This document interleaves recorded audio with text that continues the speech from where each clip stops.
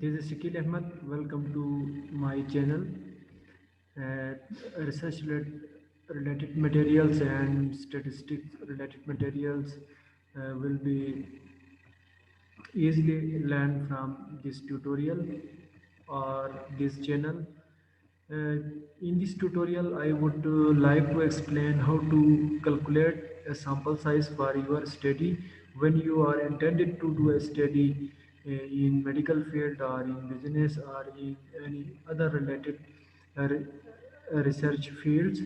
Then you need to compute the sample size or the number of participants uh, to be included in your study. How many number of students or how many number of participants you need to include in your study. This is a basic problem, and many of the researchers uh, are working on for providing an easy to use sample size calculators for this problem. So in this tutorial, I would like to explain a use of EP tools for calculating sample size. EP tools were basically constructed for computing sample size in epidemiological studies, but nowadays it is used in other fields of the research as well. We start with how to the EP tool works. So you need first go to the web page of EP tool using this link, or you can just write EP tools on Google, and then go to sample size calculation option, and then select the problem for which you are searching the sample size. For example, here we are estimating a single proportion of population. So when you click on this option to estimate a single proportion, then you will see this window. Here you have, this is called input window. Here you have four different boxes: one estimated true proportion, and uh, desired precision and confidence level, and population size. We first describe these inputs in brief, then we go to perform a sample size calculation problem.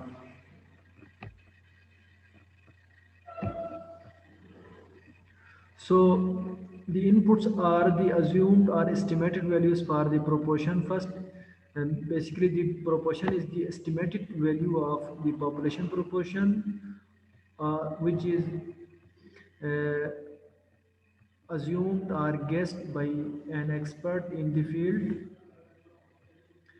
or you may consult the previous works already done on same topic or in same setting by some other researcher.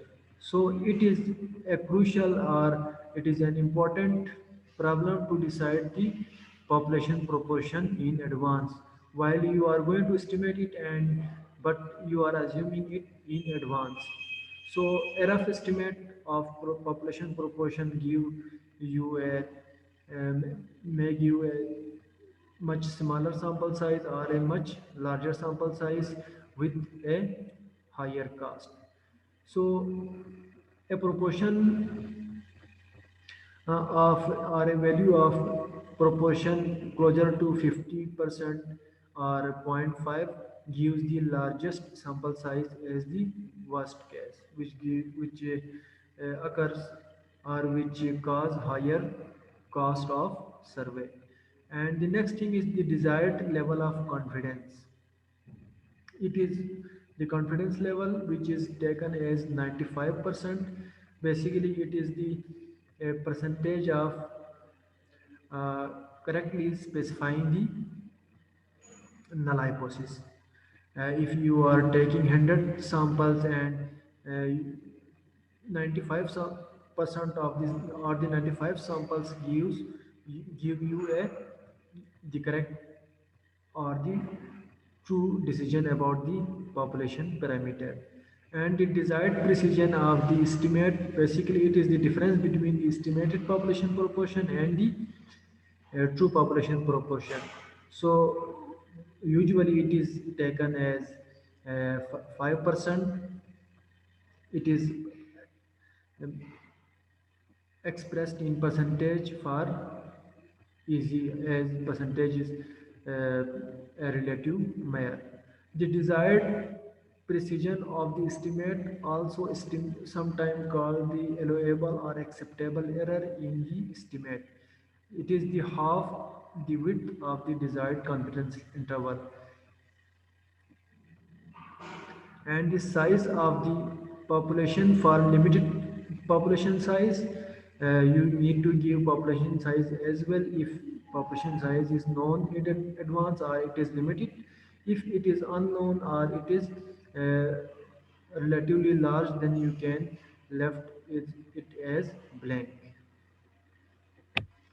So we start working with a problem.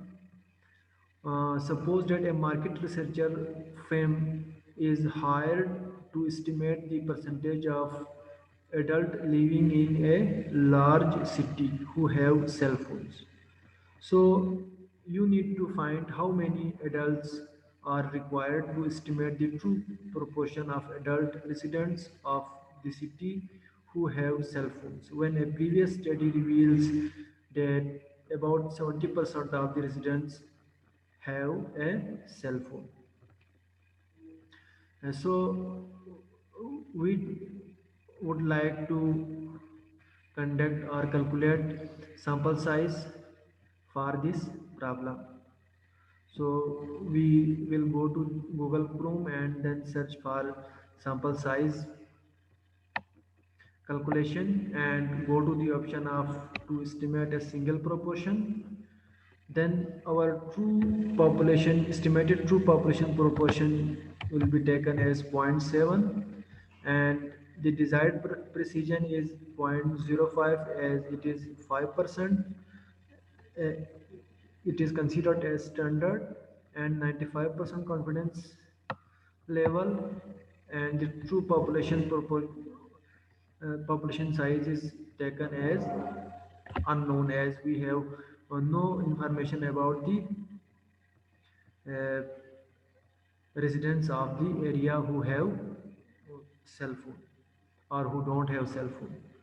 So it is left unknown, and then submit the result.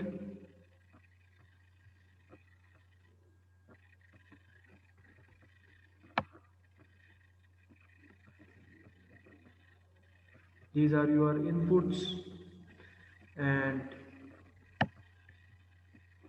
for large population you need to collect a sample of 323 adults from for this study. And you can also have a table for your sample size for varying prevalence and precision values.